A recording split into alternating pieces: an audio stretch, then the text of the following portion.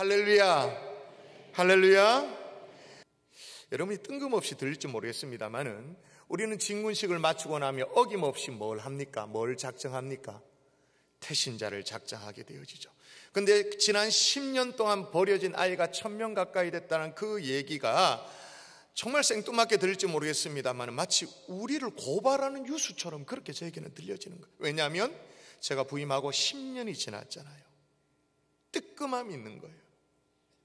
그렇게 버려지는 혹시 태신자들이 있으면 어떡하나? 혹시나 유기되어 버려지는 그런 태신자가 있으면 어떡하나? 버려지는 이 아이에 대한 어떤 이들은 사회적 제도를 좀 개선해야 된다 그렇게 주장하기도 하죠. 아이를 버릴 수밖에 없는 그 상황, 어떤 고려, 그런 어떤 상황에 대한 고려를 해야 된다. 도저히 아이를 키울 수 없으니 어떻게 하면 좋겠느냐? 엄마 아빠가 아직 애인데 무슨 애가 애를 키우느냐? 원치 않는 임신이었으니까 애를 버린다 등등의 이유를 댑니다만은 사실 그런 이유가 있어도 아이를 버리는 것이 정당화되지는 않는 거예요, 그죠? 자, 세상은 그렇다 하더라도 우리의 태신자들은 왜 버려질까요? 우리의 태신자들이 왜 유기되어 지는 걸까요? 제가 여러분 충분히 그럴싸하게 제가 설교를 할 수 있습니다.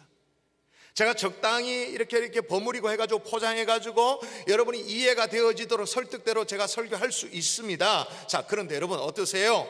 제가 멋지게 한번 둘러대서 설교를 할까요? 아니면 정직하게 수술칼 메스를 들고 우리 속을 확 찢어서 진실을 밝힐까요?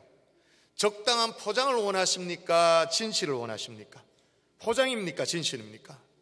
예. 오늘 본문을 보면 주님을 만났던 사람들에게 일어난 변화인데 오늘 본문 외에도 제가 몇 가지 성경 말씀을 함께 살피게 될 터인데 싹 다 찾아볼 텐데 정신을 바짝 차리고 잘 따라오셔서 오늘 목사의 설교가 아니라 정말 우리가 진리의 말씀으로 알고 있는 이 하나님의 말씀 앞에 나 자신을 비춰보는 이 용기 있는 주일 될 수 있기를 주 예수의 이름으로 축원합니다. 축원합니다. 자, 그러면 왜 우리의 태신자가 버려지고 있는가? 참 마음이 어렵지만 따라하십시다. 증인되고 싶지 않아서. 따라하세요. 증인되고 싶지 않아서. 아이고 목사님 어떻게 그렇게 단정적으로 말할 수 있습니까? 증인되고 싶지 않아서라니 어떻게 그렇게 말할 수 있습니까? 여러분 제가 그렇게 말할 수밖에 없는 이유가 있습니다. 자, 주님을 만난 사람들에게 나타나는 현상을 보면 오늘 본문에도 보면 예수님의 12제자 가운데 첫 번째 제자로 부름받은 안드레가 나와요. 첫 번째 제자가 베드로가 아니에요. 안드레예요. 안드레는 원래 세례 요한의 제자였습니다. 세례 요한 아시잖아요. 요한을 따르면서 그 스승의 길을 따라가면서 주의 길을 예비하면서 하나님 나라를 꿈꾸는 메시아를 꿈꾸던 그런 사람이었어요. 근데 스승이 말이에요. 세례 요한이 어느 날 예수님이 쓱 지나간 걸 보시면서 보라 하나님의 어린 양이로다 그렇게 말하는 거예요. 얼마나 가슴이 뛰었겠어요. 메시아를 기다렸는데 하나님 나라를 꿈꿨는데 기다리던 메시아인 거죠. 그래서 이제 주인을 바꾸죠. 스승을 바꿉니다. 예수님을 따라다닙니다. 따라다니면서 든 마음의 확신이 나옵니다. 여러분이 읽었던 본문인데 우리가 메시아를 만났다. 아멘이십니까? 메시아를 만났다. 이렇게 얘기하고 난 이후에 이런 확신이 들고 난 이후에 가장 먼저 한 일이 뭐냐? 41절을 통으로 읽으셔야 됩니다. 통으로 읽어볼까요? 여러분 읽습니다. 시작. 그가 먼저 자기의 형제 시몬을 찾아 말하되 우리가 메시아를 만났다 하고 제일 먼저 가장 먼저 형제 시몬 그러니까 베드로죠. 베드로를 만나 우리가 메시아를 만났다 증거하는 거예요. 이 먼저라는 말이 여러분의 눈에 확 들어와야 돼요. 모든 일에 앞서서 그 모든 일에 앞서서 먼저 이건 안드레만 그렇게 한 게 아니에요. 그 다음에 보면 빌립도 말이에요. 또 예수님이 만나게 됐죠. 빌립이 만나게 돼서 빌립도 예수님 만나자마자 어떻게 했냐? 제가 읽어볼게요. 빌립이 나다나엘을 찾는 거죠. 찾아 이르되 모세가 율법에 기록하였고 또 여러 선지자가 기록한 그 일을 우리가 만났으니 요셉의 아들 나사렛 예수니라. 빌립이 나다나엘을 찾아 이르되 여러분 주님을 제대로 만나면 증인이 되어 버리는 줄 믿습니다. 그럼 제자만 그랬냐? 아니에요. 오늘 본문이 요한복음 1장이잖아요. 몇 장 넘기면 4장에 보면 우물가에 물기르러 나온 여인이 나옵니다. 성경 어느 정도 다 아시니까 이 여인이 참 지저분한 인생을 살았다는 거 아시잖아요. 남편이 여럿 있는, 과거가 많은 그런 한많은 인생. 그래서 뙤약빛이 막 내려쬐는 한낮에 사람들이 아무도 우물가에 물길이로 나오는 그런 때가 아닌 그 사람 눈 피해가지고 안 부딪히려고 그 피해가지고 겨우 그때 우물가에 물길이로 나오는 그런 여인이었잖아요. 근데 이 여인이 주님을 만나게 됩니다. 그리고 진짜 주님을 만나게 되어지죠. 대화가 오가면서 주님을 제대로 만나고 난 이후에 이 여인이 어떻게 하는가? 자, 이거는 또 읽을까요? 같이 읽습니다. 여자가 시작. 여자가 물동이를 버려두고 동네로 들어가서 사람들에게 이르되 내가 행한 모든 일을 내게 말한 사람을 와서 보라. 이는 그리스도가 아니냐 하니. 할렐루야. 여러분, 이런 현상은요, 이 땅에 육신으로 계셨던 주님을 만난 사람들에게만 나타나는 현상이 아니에요. 물론 주님을 만나면 이런 변화가 일어나죠. 부활의 주님을 만나도 똑같아. 여러분, 부활을 최초로 목격한 여인들 말이에요. 어떻게 했나요? 막달라 마리아가 가잖아요. 제자들이 내가 주를 보았다 하고 하여튼 가만히 있지를 못합니다. 가서 하여튼 증거를 합니다. 부활의 주님을 정말로 리얼하게 만났던 사람이 누구예요? 사도 바울. 예전에 못된 짓 했던 그 사람 사울, 그죠? 예수 믿는 사람 잡아 죽이려고 다메섹을 향해 원정 가다가 정말 부활의 주님을 만나죠. 정말 만납니다. 음성도 듣습니다. 그래서 어떻게 했어요? 또 읽을까요? 자, 여러분 읽습니다. 시작. 아멘. 즉시로. 학습 세례받고가 아니고 무슨 직분자 뭐 되고 그게 아니고 내 삶이 좀 안정이 이루어지고 난 이후에가 아니고 어떻게 해요? 즉시로. 엠마오로 마을로 가던 두 제자도 보세요. 두 사람도 길에서 된 일과 예수께서 떡을 떼심으로 자기들이 알려진 것을 말하더라. 말하는 거예요. 말. 예수 만난 사람은 입이 열립니다. 말합니다. 하여튼 이게 특징이에요. 입이 열려버려. 증인이 되어버리는 거예요. 할렐루야. 자, 부활의 주님을 만난 사람은 또 그렇다 칩시다. 그러면 지금 우리는 부활의 주님을 만날 수 있는 사람들이 아니니까 성령님이 임하시잖아요. 오순절 성령 강림 사건을 체험한 사람들이 어떻게 됐나요? 성령의 임재를 체험하는 사람들도 다르지 않아요. 사도행전 2장에 보십시오. 오순절 성령 강림 이후에 성령 체험한 사람들에게 나타난 게 뭐냐? 어디 무당 점치고 이상한 거 랄랄라 뭐 이런 거 하고 그런 게 아니고 이들이 한 얘기의 핵심을 보세요. 같이 읽습니다. 시작. 누구든지 주의 이름을 부르는 자는 구원을 받으리라고 말하는 거예요. 복음을 증거하는 거예요. 성령 받으면. 자, 주님을 만나도 그렇고 부활의 주님을 만나도 그렇고 성령 안에서 주님을 만나도 그렇고 똑같은 현상이 뭐냐? 증인이 되어버리는 줄 믿습니다. 이건 공식입니다. 이건 믿음의 공식입니다. 주님을 만나면 증인이 되어집니다. 이건 100% 확실한 공식이에요. 이게 믿음의 공식인데 말이에요. 주님을 만나면 당연하게 증인이 되더라는 것. 성경 아무리 봐도 그런데 우리 다 예수 믿잖아요. 예수 믿으니까 이 주일날 낮에 여기 예배당에 왔겠죠. 그런데도 불구하고 이 당연한 일을 거스르는 것이 있다면 어떤 것일까요? 우리 속에 어떤 반대의 욕구가 있는 거죠. 주님을 만나면 증인이 되는 게 당연한데 이 당연한 것을 거부하는 욕구. 어떤 욕구죠? 증인되고 싶지 않는 욕구. 제 증인이 되고 싶지 않는 아주 뚜렷한 의지가 있는 거죠. 제가 오늘 그렇게 말했으면 제가 충분히 그럴싸하게 포장해서 설교할 수 있다고 말했습니다. 근데 그래 봐야 무슨 소용이 있겠습니까? 메스를 들자고 말했잖아요. 제가 얼마 전에 본 영화가 있는데요. 우리 가족들과 함께 애들과 함께 증인이라는 영화를 봤어요. 여론 포스터의 이제 영화인데 잘생긴 배우 정우성 씨가 주연으로 나오죠. 여기 보면 변호사로 나옵니다. 함께 이제 손을 잡고 있는 저 친구가 향기라는 배우 향기인데 극 중의 이름은 지우입니다. 함께 어떤 사건의 목격자가 되어지죠. 지우가 목격자가 되었습니다. 지우가 증인으로 나오는 그런 영화인데 하여튼 행축 시즌이 되어지면 목사는 영화를 봐도 뭐 증인 뭐 이런 거 있잖아요, 그죠? 뭐 증거 뭐 이런 거, 그죠? 머릿속에 생각하는 게 온통 그런 거 생각하는 게, 영화를 봐도 뭐 하여튼 이런 걸 보는데 온 신경이 거기에서 올리니까 이 살인사건을 다룬 영화거든요. 근데 이 살인사건의 핵심이 뭐냐? 유일한 살인사건의 목격자가 아까 그 지우인데, 그 지우가 여고생인데 자폐아인 거예요. 자폐아. 이 아이가 자기 방 저 건너편에, 길 건너편에, 자기 방 맞은편에 저 건너집에서 사람이 죽는 것을 목격을 한 거예요. 그날 밤에 무슨 일이 벌어졌는지를 다 목격을 한 거예요. 그런데 자기 자신이 유일한 목격자인 거예요. 증인인 거예요. 한편 변호사로 나오는 이 정우성 씨는요, 한때는 민변이라는, 민변 그러면 딱 개념 잡히는 게 있잖아요. 아주 정의감에 불탄다, 파이터로 아주 불려주는 정의로운 변호사였는데, 이제 무슨 사연이 있어 현실과 타협하기 시작합니다. 그래서 대형 로펌에 들어가는 거예요. 대형 로펌에 들어가 더 잘 나가기 위해서 가지고 적당히 때를 묻혀야 된다는 이 로펌의 CEO의 얘기를 솔깃하게 듣게 됩니다. 그리고 신념을 접죠. 잠시 신념을 접어들고 이제 속물이 되기로 마음을 먹고, 그 살해 용의자 있잖아요, 그 살해 용의자의 변호사가 되어지는 거예요.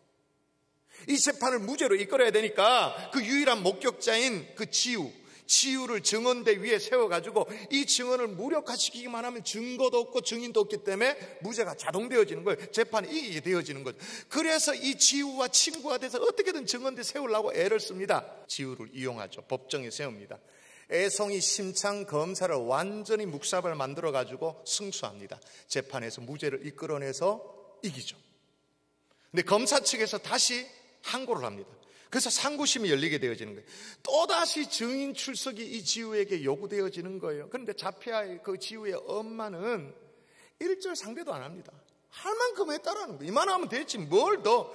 자기 딸을 바보로 여기는 그 법정에 다시 세우지 않겠다는 거예요. 일절 세우지 않겠다고 그렇게 하는 거예요. 근데 그때 말이에요, 이 자폐아 지우가 말이에요, 자기 의지를 또렷하게 가지고 엄마에게 하는 대사가 있습니다. 뭐라고 말하냐면 이렇게 말해요. 엄마, 나는 말도 잘하고 글도 잘 읽지요. 그 이제 자폐아 치고는 아주 일찍 말을 깨우친 거예요. 말도 잘하고 글도 잘 읽지요. 그렇지만 나는 아마 변호사가 되지 못할 거예요. 변호사가 아마 꿈이었던 것 같아요. 그 이유에 대해서 이렇게 설명합니다. 자폐가 있으니까.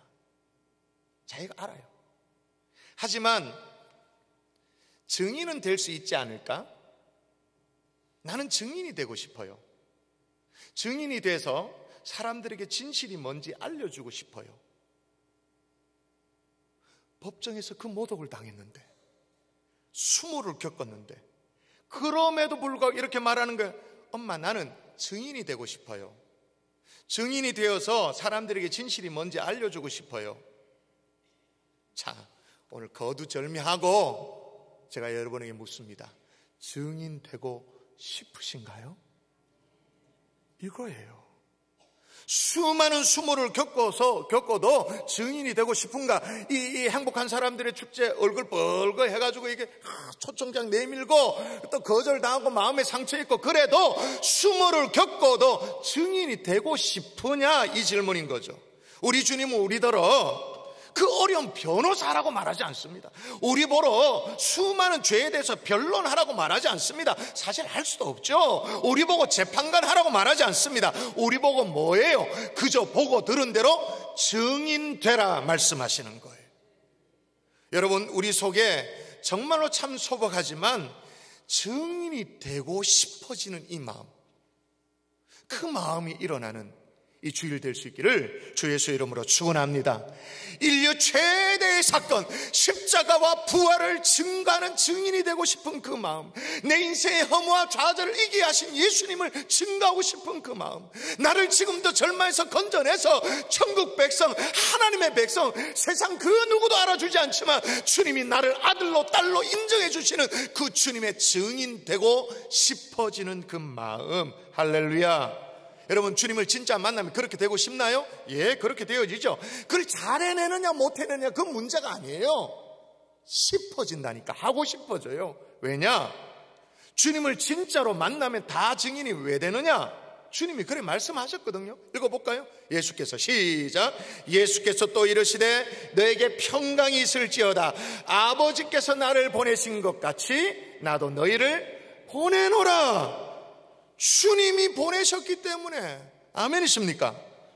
그러면 보내실 것 같으면 좀 똑똑한 사람 보내고 괜찮은 사람 보내지지, 우리같이 어눌한 사람, 부끄러움 또 많이 당하는 사람, 좀 부끄러움 많이, 그리고 또 띵한 사람, 이런 사람 왜 보내시나? 실력 있는 사람 보내지. 부끄럽게 하시려고 하시는 거죠. 그럼 누구를 부끄럽게 하느냐? 하나님은 세상의 미련한 자들을 택하사 지혜 있는 자를 부끄럽게 하시는 하나님이신 줄 믿습니다. 하나님은 세상의 약한 자들을 택하사 강한 자들을 부끄럽게 하시는 하나님이신 줄 믿습니다. 세상의 천한 자들, 멸시당하는 자들, 약한 자들을 택하사 복음을 증거함으로 말미암아 있는 자들을 부끄럽게 하시는 하나님이신 줄 믿습니다. 왜 그렇게 하십니까? 오로지 주의 복음만이 드러나도록, 육체를 자랑하지 못하도록, 오로지 복음만을 자랑하도록, 십자가와 부활을 자랑하도록 하기 위한 하나님의 방법인 거죠. 자, 그러면 좋아요. 나는 주님을 만난 건 맞는데, 그러니까 이 예배당에도 앉아있지만 왜 입이 안 열리는가? 왜 증인의 삶을 살고 싶긴 한데 실제로 그렇게 왜 못 살아내는가? 따라할까요? 듣고 본 바가 없어서.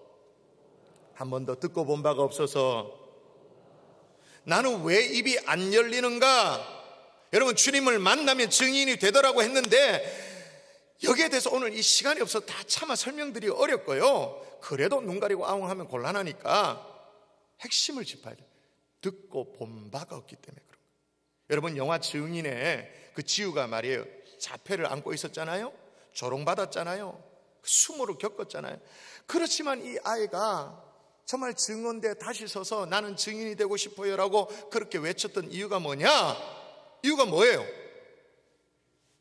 그날 밤에 본 게 있으니까, 그게 자기 속에 선명하게 있으니까. 이게 중요한 거예요. 우리도 한때는 듣고 본 바가 아주 선명했던 사람들입니다. 만일 그것마저도 없다고 그게 뭡니까? 라고 물으면 우린 정말 비참한 사람들이 되니까 그건 아예 전제합시다. 우리도 과거 한때는 듣고 본 바가 선명했던 사람이라고. 그것마저 없다고 말하면 우리는 너무 막 비참한 사람이 되는 거잖아요. 근데 세월이 흘렀어요. 너무 시간이 오래 지났어요. 기억이 가물가물한 거예요. 십자가 앞에 펑펑 눈물을 흘리면서 그 피 묻은 십자가를 확 끌어안으면서 하나님 앞에 내 생애를 드리겠다고 손들었던 그런 시절이 있었는데 이게 가물가물한 거예요. 그게 흩어지는, 흐려지는 거예요, 기억이. 여러분, 성경을 보면 사람들이 예수님의 증인이 되어서 한 말이 나오는데 빌립이 나다나엘에 그렇게 말합니다. 와서 보라, 그렇게 말합니다. 이 우물가에 있는 여인들도 물동이 던져놓고는 마을에 들어가서 한 얘기 기억나십니까? 와서 보라, 그렇게 말합니다.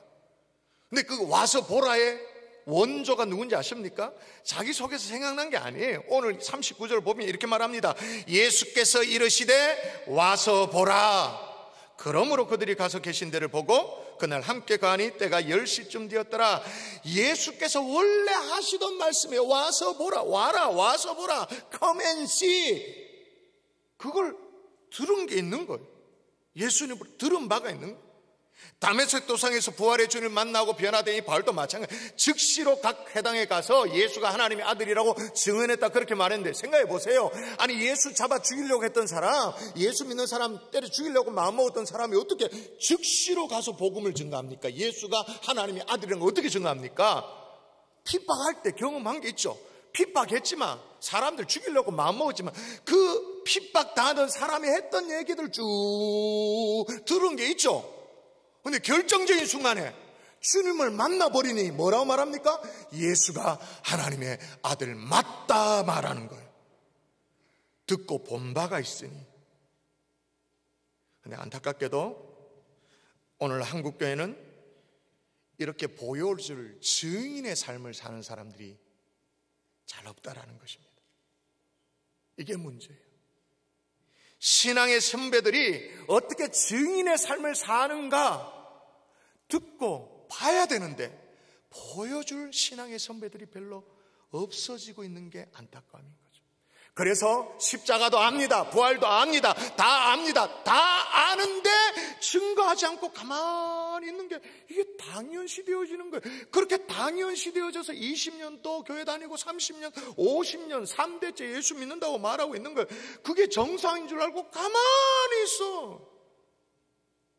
부활의 주님이 제자들에게 아버지께서 나를 보내신 것 같이 나도 너희를 보내노라 성경에 아무리 적어놔도 이게 귀뚱으로 들리는 거예요. 전혀 주님이 그렇게 목매어 얘기해도 나도 너희를 보내노라 얘기해도 이게 전혀 감흥이 없는 거예요. 근데 진짜 감사한 것은 뭐냐면요, 적어도 우리 교회는 그렇지 않아요. 얼마나 감사하냐면요, 여러분, 지난 10년 동안 우리가 행복한 사람들이 축제를 하면서 영혼 구원을 위해 가지고 애쓰고 노력하고 전도해 가지고 우리 교회 등록하고 지금 신앙생활하는 분이 등록 기준입니다. 등록 기준 6,442명입니다. 10년 동안. 그러면 그 10년 이전에 그러니까 도 목사님 이번에 다녀가셨으니까 그게 통계가 밝혀졌는데, 도 목사님 전에 신앙생활하는 사람이 지금 남아있는 사람이 등록 기준으로 1,800명밖에 아닙니다. 우리 가운데 77%가 그 이후에 행복한 사람들의 축제든 어떻게든 전도든 와서 예수 믿게 지금 이 자리에 있게 되었죠. 우리 교회 성도들의 가정에서 자라난 우리 아이들은요, 적어도 태신자가 뭔지 압니다. 자기들끼리 얘기합니다. 야, 저 친구 너 태신자니? 내 태신자는 쟤야. 자기들끼리 그런 얘기합니다.